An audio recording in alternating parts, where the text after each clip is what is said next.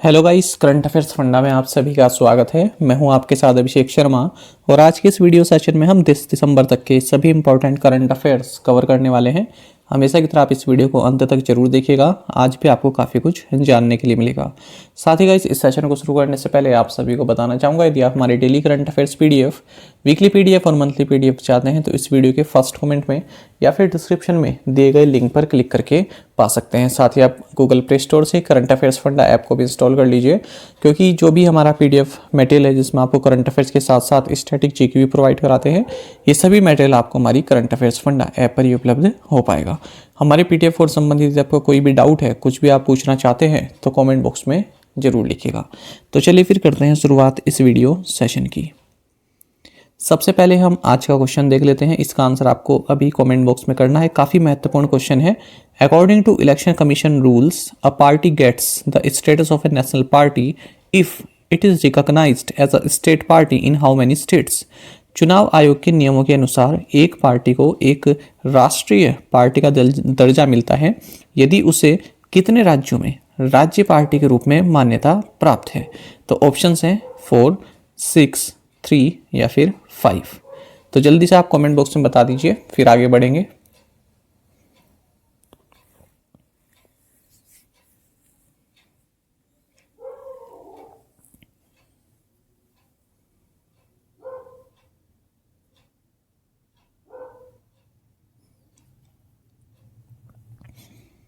Who has been elected as the new president of table tennis federation of India TTFI। Table tennis federation of India के नए अध्यक्ष के रूप में किसे चुना गया है? ऑप्शंस आपके सामने हैं। सही आंसर ऑप्शन बी है, मेघना अहलावत। तो जानिएगा, मेघना अहलावत ये table tennis federation of India की नई प्रेसिडेंट बनाई गई हैं और कमलेश मेहता ये सेक्रेटरी जनरल बनाए गए हैं। साथ ही पटेल नागेंद्र रेड्डी ये ट्रेजरर बनाए गए हैं। आपको जाना चाहिए, हरियाणा के डिप्टी चीफ मिनिस्टर हैं दुष्यंत चौटाला, उन्हीं की ये वाइफ हैं मेघना अहलावत, और इन्होंने हर्ष सांघवी को हराया है इस प्रेसिडेंट के चुनाव में। आपको जानना चाहिए table tennis federation of India के बारे में, जो कि भारत में टेबल टेनिस के गेम के लिए गवर्निंग बॉडी है। इसकी स्थापना 1926 में हुई थी। हेडक्वार्टर्स न्यू दिल्ली में है। देखिए, जो स्पोर्ट्स फेडरेशन है, भारत में हो चाहे फिर इंटरनेशनल लेवल पर हो, इनके हेडक्वार्टर्स आपको अवश्य मालूम होने चाहिए। जैसे table tennis federation of India है, वॉलीबॉल फेडरेशन ऑफ इंडिया है, इस तरह की ज़्यादातर फेडरेशन के हेडक्वार्टर्स न्यू दिल्ली में है। साथ ही आपको जाना चाहिए इंटरनेशनल टेबल टेनिस फेडरेशन, इसका हेडक्वार्टर्स लुज़ेन स्विट्जरलैंड में है। What is the theme for Human Rights Day celebration on December 10? 10 दिसंबर को मानवाधिकार दिवस समारोह का विषय क्या है? ऑप्शंस आपके सामने है। सही आंसर ऑप्शन सी है, dignity, freedom and justice for all. देखिए, ह्यूमन राइट्स डे ये हर साल 10 दिसंबर को ऑब्जर्व किया जाता है। 10 दिसंबर को ही क्यों? क्योंकि 10 दिसंबर 1948 को यूनाइटेड नेशंस ने universal declaration of human rights UDHR इसको एडॉप्ट किया था। ये बहुत महत्वपूर्ण डेट है, कई बार एग्जाम में पूछी जाती है। किसी भी तरह का एग्जाम है वहाँ पर पूछी जाती है ये। 2022 में ह्यूमन राइट्स डे का थीम है dignity, freedom and justice for all. आपको जानना चाहिए 10 दिसंबर 2023 यानी कि अगले साल हम universal declaration of human rights का 75वीं एनिवर्सरी मनाएंगे, सेलिब्रेट करेंगे। इसी के साथ आपको ये भी जानना चाहिए, जो नेशनल ह्यूमन राइट्स कमीशन है NHRC इंडिया में, इसकी स्थापना 12 अक्टूबर 1993 को हुई थी। अच्छा, अगर हम NHRC की रिपोर्ट्स की बात करें तो इन्होंने बताया कि अक्टूबर 2022 तक 98,571 कंप्लेंट्स ह्यूमन राइट्स वायलेशंस की रजिस्टर्ड हुई हैं और इनमें से 34,160 कंप्लेंट्स उत्तर प्रदेश में रजिस्टर की गई हैं। इसी के साथ Uttar Pradesh human rights violations में नंबर 1 स्टेट है भारत में। International anti corruption day is celebrated on which day. अंतर्राष्ट्रीय भ्रष्टाचार विरोधी दिवस किस दिन मनाया जाता है? ऑप्शंस आपके सामने है। सही आंसर ऑप्शन सी रहेगा, December 9। तो जानेगा, इंटरनेशनल एंटी करप्शन डे ये यूनाइटेड नेशंस द्वारा 2003 में स्टैब्लिश किया गया था और हर साल 9 दिसंबर को मनाया जाता है।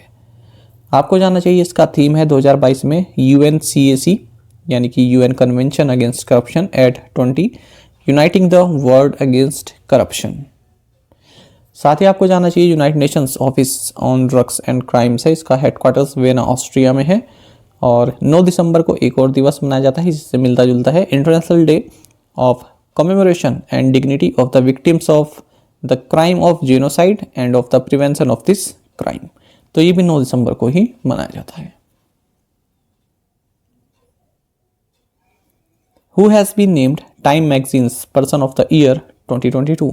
टाइम पत्रिका के पर्सन ऑफ द ईयर 2022 किसे नामित किया गया है? ऑप्शंस आपके सामने हैं। सही आंसर ऑप्शन डी रहेगा व्लादिमीर जेलेंस्की। तो जानिएगा यूक्रेन के प्रेसिडेंट जेलेंस्की, आप सभी इनका नाम जानते होंगे।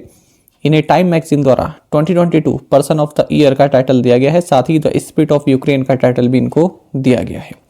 आपको जानना चाहिए जेलेंस्की के बारे में, यूक्रेनियन पॉलिटिशियन है और कॉमेडियन एक्टर रहे हैं ये। आपको बता दें पॉलिटिक्स में आने से पहले कॉमेडियन रहे, काफ़ी फेमस अपने देश के, और फिलहाल 2019 से ये यूक्रेन के प्रेसिडेंट हैं, 6th प्रेसिडेंट हैं, और servant of the people party ये इनकी पार्टी है।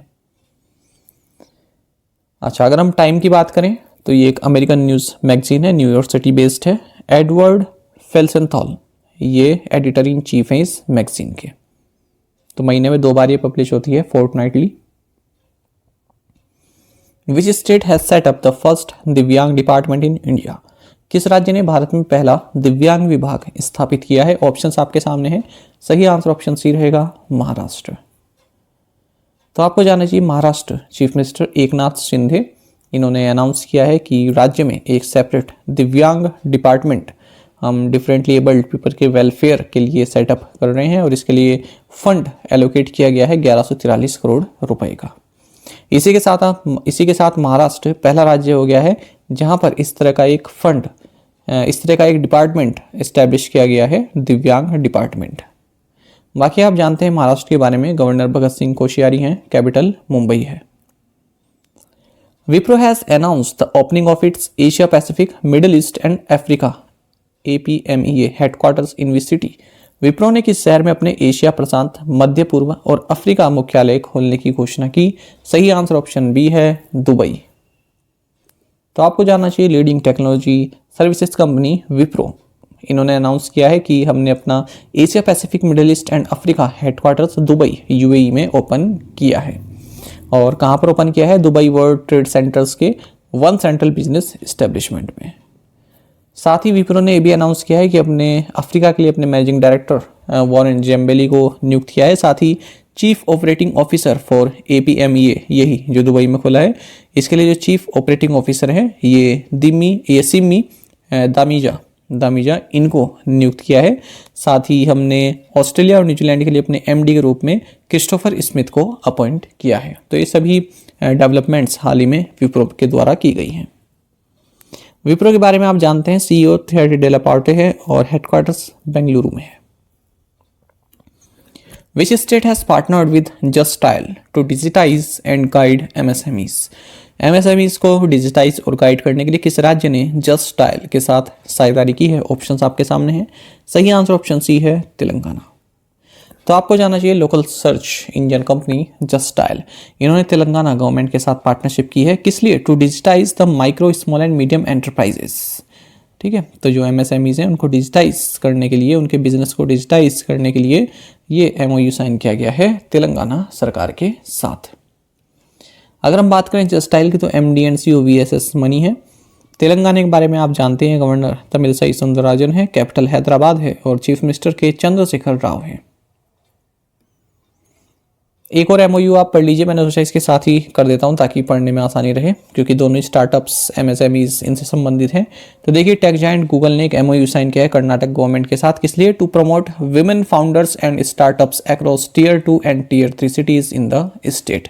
तो कर्नाटक राज्य में जो भी Tier 2 और Tier 3 सिटीज़ में जो भी विमेन फाउंडर्स हैं, स्टार्टअप्स हैं, तो उनको प्रमोट करने के लिए कर्नाटक सरकार के साथ गूगल ने MOU साइन किया है। Which mutual fund has launched India's first passive tax saving fund? किस म्यूचुअल फंड ने भारत का पहला passive tax saving fund launch किया है? ऑप्शंस आपके सामने हैं। सही आंसर ऑप्शन ए है IIFL। तो आपको जानना चाहिए IIFL म्यूचुअल फंड, इन्होंने एक न्यू फंड लॉन्च किया है, IIFL ELSS Nifty 50 tax saver index fund IN50। आपको बता दें first passively managed tax saving scheme है। और जो कैपिटल मार्केट रेगुलेटर है सेबी, इसने 23 मई 2022 को जो म्यूचुअल फंड कंपनीज हैं उनको मंजूरी दे दी थी कि आप इस तरह का पैसिव फंड्स लॉन्च कर सकते हैं। तो उस मंजूरी मिलने के बाद अब पहला ये फंड लॉन्च किया गया है IIFL म्यूचुअल फंड के द्वारा। आपको जानना चाहिए एक और, आपको इससे संबंधित म्यूचुअल फंड या फिर एसेट मैनेजमेंट कंपनी से संबंधित आपको एक और डेवलपमेंट पढ़नी चाहिए साथ ही में। IDFC asset management company limited, तो इनको जो है क्लियरेंस मिल गई है, जो रेगुलेटर हैं उनसे क्लियरेंस मिल गई है। इनकी जो ओनरशिप है उसमें कुछ चेंज किए जा रहे हैं। तो अब इस चेंज के बाद जो BFHL है तो इसकी जो शेयर रहेंगे 60% इसकी हिस्सेदारी रहेगी IDFC एसेट मैनेजमेंट कंपनी में, और 20% ईच हिस्सेदारी रहेगी GIC और क्रिस कैपिटल CE की, जिसमें IDFC एसेट मैनेजमेंट कंपनी में है। साथ ही जो IDFC AMC यानी कि एसेट मैनेजमेंट कंपनी, इसको रीनेम किया जाएगा बंधन एसेट मैनेजमेंट कंपनी लिमिटेड के नाम से, और IDFC म्यूचुअल फंड को रीनेम किया जाएगा बंधन म्यूचुअल फंड के नाम से, क्योंकि जो BFHL है ये इसकी प्रिंसिपल स्पॉन्सर बन गई है म्यूचुअल फंड की।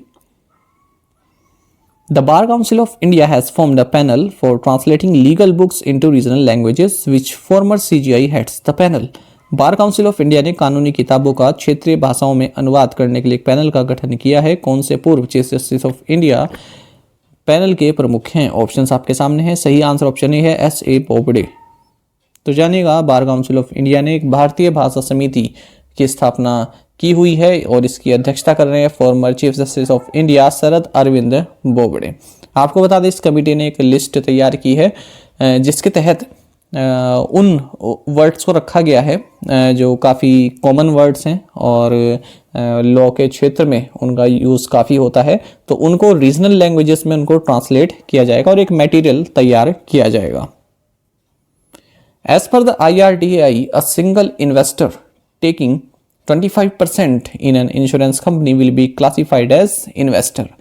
IRDAI के अनुसार एक बीमा कंपनी में 25% की हिस्सेदारी वाले एकल निवेशक को निवेशक के रूप में वर्गीकृत किया गया है। जानेगा, insurance regulatory and development authority of India यानी कि IRDAI, तो इसने एक प्लेज की हुई है कि इंश्योरेंस फॉर ऑल बाय 2027 तक सभी के पास इंश्योरेंस हो। तो देखिए, हाल ही में इसने कुछ रूल्स में अमेंडमेंट किए हैं जो कि इंश्योरेंस कंपनीज के रजिस्ट्रेशन से संबंधित है या फिर उनमें इन्वेस्टमेंट से संबंधित है।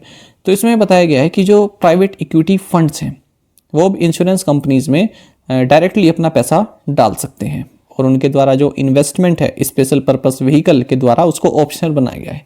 पहले क्या था, डायरेक्ट नहीं डाल सकते थे, किसी स्पेशल पर्पस व्हीकल SPVs के डबल ही वो इन्वेस्टमेंट कर सकते थे। साथ ही IRDAI ने जो एक्साइड लाइफ इंश्योरेंस कंपनी है उसका जो मर्जर होना है HDFC लाइफ इंश्योरेंस के साथ, इसको भी अप्रूव कर दिया है। साथ ही उन्होंने बताया कि कोई सिंगल पर्सन है, सिंगल इन्वेस्टर है और 25% किसी इंश्योरेंस कंपनी में वो लेता है तो उसको इन्वेस्टर का दर्जा दिया जाएगा, और यदि इससे ज़्यादा 25% से ज़्यादा का इन्वेस्टमेंट करता है तो उसको प्रोमोटर के स्टेटस पर ला दिया जाएगा, यानी वो प्रोमोटर कहलाएगा तब 25% से ज़्यादा देने का। पहले कितना था, 10% था ये, तो अमेंडमेंट करके उसको 25% कर दिया है।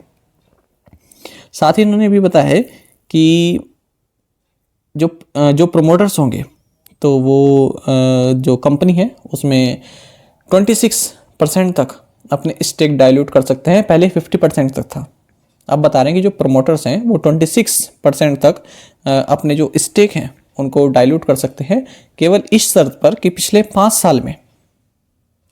साल में उनका जो सॉल्वेंसी रिकॉर्ड है वो सेटिस्फैक्टरी रहा हो, कोई इसमें जो है विवाद ना रहा हो। साथ ही ये भी बताया है कि जो लॉक इन पीरियड है इन्वेस्टमेंट का इन्वेस्टर्स के लिए और प्रमोटर्स के लिए, उसको जो इंश्योरर की एज है उसके बेसिस पर जो है देखा जाएगा। अब जो कॉरपोरेट एजेंट्स हैं वो अब 9 इंश्योरर्स के साथ टाई अप कर सकते हैं, चाहे वो जनरल इंश्योरर हो, लाइफ इंश्योरर या फिर हेल्थ इंश्योरर हो। फिलहाल ये कितना है, 3 है, लेकिन अब बढ़ाकर कितना कर दिया है, ये कर दिया है 9 इंश्योरर्स। साथ ही जो इंश्योरेंस मार्केटिंग फर्म्स हैं ये 6 इंश्योरेंस कंपनीज के साथ टाई अप कर सकते हैं, चाहे वो लाइफ, जनरल या फिर हेल्थ से संबंधित हों। साथ ही उन्होंने ये बताया है कि सॉल्वेंसी स्थिति की गणना के लिए राज्य या केंद्र सरकार के बकाया प्रीमियम पर विचार करने की अवधि को 180 दिन से बढ़ाकर 365 दिन कर दिया गया है। साथ ही ये बताया कि जो सॉल्वेंसी फैक्टर्स है क्रॉप इंश्योरेंस से संबंधित, उसको भी 0.70 से घटाकर 0.50 कर दिया गया है। तो इसके तहत जो कुछ और प्रोविज़न रिवाइज की गई है वो ये है कि यूनिट लिंक्ड बिजनेस के लिए जो सॉल्वेंसी फैक्टर है उसको 0.80 से घटाकर 0.60 कर दिया गया है, और जो प्रधानमंत्री जीवन ज्योति बीमा योजना है उसको भी जो है रिड्यूस कर दिया गया है 0.05% पर। कहाँ से? 0.10% से। ठीक है। अब देखिए इस तरह की चीज़ें कॉम्प्लेक्स तो होती हैं, पर आपको जैसा मैंने आपको बहुत संक्षेप में बताया है, वरना अगर आप इस आर्टिकल को पढ़ोगे तो इतना बड़ा है कि आप समझ नहीं पाओगे कि किस तरह से हम इस चीज़ को याद रखें। ठीक है। तो बहुत टाइम लगा इसको, इन सब पॉइंट्स को इस तरह से थोड़ा समराइज करने के लिए। As per the RBI's Handbook of Statistics on Indian states, which state ranks 1 in daily wage payments in India? भारतीय राज्यों पर भारतीय रिजर्व बैंक की सांख्यिकी पुस्तिका के अनुसार कौन सा राज्य भारत में दैनिक मजदूरी भुगतान में प्रथम स्थान पर है? सही आंसर ऑप्शन ए केरल है। तो जानेगा जो केरल में डेली वेजर्स हैं, तो वो जो इंडस्ट्रियलाइज्ड स्टेट्स हैं, जो गुजरात हैं, महाराष्ट्र हैं, तो उनसे ज़्यादा कमा रहे हैं। और जो नेशनल एवरेज हमारे देश का 373.30, इससे लगभग डबल कमा रहे हैं जो केरल में डेली वेजर्स हैं। तो ये आंकड़ा बताया है आरबीआई की handbook of statistics on Indian states, इसका ये लेटेस्ट डेटा है। और इन्होंने बताया कि जो लोएस्ट पेइंग स्टेट्स हैं ये त्रिपुरा और मध्य प्रदेश हैं, इनसे 3 गुना केरल में जो लेबर है वो कमा रही है डेली बेसिस पर। अब इन्होंने बताया कि केरल में 837.3 रुपये पर डे जो डेली वेजर हैं कंस्ट्रक्शन सेक्टर में वो कमा रहे हैं। वहीं त्रिपुरा में मात्र 250 रुपये, मध्य प्रदेश में मात्र 267 रुपये, गुजरात में 296, महाराष्ट्र में 362 रुपये। अच्छा, और अगर हम टॉप स्टेट्स की बात करें, केरल तो है, इसके बाद अगर हम बात करें जम्मू एंड कश्मीर है और तमिलनाडु है। तो जम्मू एंड कश्मीर में 519 रुपये पर डे कमा रहे हैं और तमिलनाडु में 478 रुपीज़ पर डे। साथ ही उन्होंने बताया कि जो एग्रीकल्चर, ऊपर वाली बात तो ही किसमें, कंस्ट्रक्शन सेक्टर में, अब जो agriculture and non agriculture sectors में वर्कर्स हैं उसमें भी केरल टॉप पर है, उसके बाद फिर हिमाचल प्रदेश है, और इसमें मध्य प्रदेश और गुजरात काफ़ी नीचे हैं। Dina Boluarte has become the first female president of which country? Dina Boluarte किस देश की पहली महिला राष्ट्रपति बनी? सही आंसर ऑप्शन ए है पेरू। तो आपको जानना चाहिए दीना बोलुआर्टे ये फर्स्ट विमेन बन गई हैं जो कि पेरू की प्रेसिडेंट बनी है। आपको बता दें इनसे पहले प्रेसिडेंट रही पेड्रो कैस्टिलो। इन्होंने क्या किया, एक फेल्ड सेल्फ कू की। फेल्ड सेल्फ कू का मतलब क्या होता है, इनके खिलाफ एक अविश्वास प्रस्ताव आने वाला था। यहाँ की जो संसद है, बात कर रहे हैं इनकी, पेड्रो कैस्टिलो जो यहाँ की प्रेसिडेंट थे इनसे पहले, इनके खिलाफ अविश्वास प्रस्ताव आने वाला था। इन्होंने क्या किया, जो वहाँ की पार्लियामेंट है या फिर वहाँ की जो असेंबली है उसको भंग करने की कोशिश की, है ना, भंग करने की कोशिश की, पर इनको साथ किसी का नहीं मिला। जो इनके अपने लोग हैं उनका भी साथ नहीं मिला। तो अब क्या हो रहा है, इनको हटाकर इनके ऊपर जो है इम्पीचमेंट लगा दिया गया है, इनको बाहर कर दिया गया और अब अरेस्ट भी कर लिया गया है। तो इनको सक्सीड किया है अब डीना बोलुआर्टे ने। तो ये जो है पेरुवियन पॉलिटिशियन है और लॉयर भी हैं, और अब 64th प्रेसिडेंट बनी है पेरू की। आपको जानना चाहिए ये फर्स्ट वाइस प्रेसिडेंट भी रही हैं और minister of development and social inclusion भी रही हैं जब ये प्रेसिडेंट जो है पेड्रो कैस्टिलो इनके अंडर में। पेरू की अगर हम बात करें, कैपिटल लीमा है, करेंसी है सोल, और किस कॉन्टिनेंट में आती है, साउथ अफ्रीका में आती है पेरू कंट्री, आप देख भी सकते हैं। प्रीवियस असाइनमेंट क्वेश्चंस के आंसर देखेंगे। India to have tilting trains by which year to help maintain speed on curves? Answer is 2025-26। देखिए आज क्वेश्चंस कम रखे हैं क्योंकि कुछ देर पहले ही मैं काफ़ी लंबी जर्नी से आया हूँ, एक्चुअली भाग दौड़ी रही है उसमें, तो हो सकता था मैं ले लेता एक दिन की छुट्टी, उसमें कोई दिक्कत नहीं थी, पर मैंने सोचा भले ही कम क्वेश्चन आए पर आने चाहिए, वीडियो आनी चाहिए, ताकि वो जो एक बना रहता है ना कि हाँ डेली करंट अफेयर्स आने का, वो टूटे ना। ठीक है, तो कम क्वेश्चंस हैं, कोई बात नहीं, ये है कि मिस नहीं हुआ है करंट अफेयर्स डेली का हमारा। India to have tilting trains by which year to help maintain speed on curves? Answer is 2025-26। SBI Securities has appointed which person as its new chief business officer? N.K. Purohit. Adani Group has become single largest shareholder in NDTV with a 37.5% stake. Which bank announced the appointment of Bhavesh Javeri as executive director SDFC Bank? Which bridge is India's first vertical lift railway sea bridge and is expected to be completed by March 2023? Answer is New Pamban और ये Rameswaram island को mainland Tamil Nadu से connect करता है. Which Indian sports network announced a 10-year partnership for exclusive media rights of South Africa's recently launched Premier T20 League SA20 in India? Answer is Viacom 18. The FIFA World Cup will increase in size to 48 participating teams compared to the current number from 2026. How many teams participated in the current tournament? Answer is 32. और आप में से कई students ने बिल्कुल सही answer दिया है. इसी तरह से आप पार्टिसिपेट करते रहिए. चलिए आज के असाइनमेंट देख लेते हैं. Where is the Vizhinjam seaport located? India to be largest insurance market by 2032 according to Swiss Re. तो कौन सा third largest, fourth largest, six largest, इस तरह से बताना है आपको. Where is the North East First Regional Research Institute of Unani Medicine located? Which conglomerate owns the multinational automotive manufacturer Ashok Leyland? Armed Forces Flag Day is commemorated around the country on December every year. Name the former vice chairman of Niti Aayog who has joined the policy and advisory board of property consultant India Sotheby's International Realty. तो इन 6 questions के answer आप comment box में जरूर दीजिएगा. यदि आपको एक question का आंसर भी आता है तो वो भी आप हमें कमेंट बॉक्स में बता सकते हैं. साथ ही करंट अफेयर्स फंडा को आप टेलीग्राम पर भी ज्वाइन कर सकते हैं. यहाँ पर रेगुलर वीडियो अपडेट्स और करंट क्विज़ हम आप सभी के लिए डालते रहते हैं. साथ ही डिस्कशन ग्रुप में आप किसी भी क्वेश्चन का सोल्यूशन पा सकते हैं.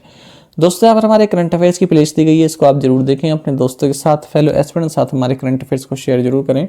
आज का ये सेशन आपको कैसा लगा कमेंट बॉक्स में जरूर बताइएगा. Thank you guys.